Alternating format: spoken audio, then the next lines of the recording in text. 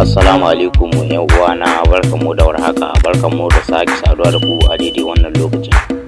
Idan wannan shine zuwanka na farko a wannan channel din namu, to ka danna mana subscribe sannan kuma ka danna mana alamar kararrawa domin sanin sababbin shirye.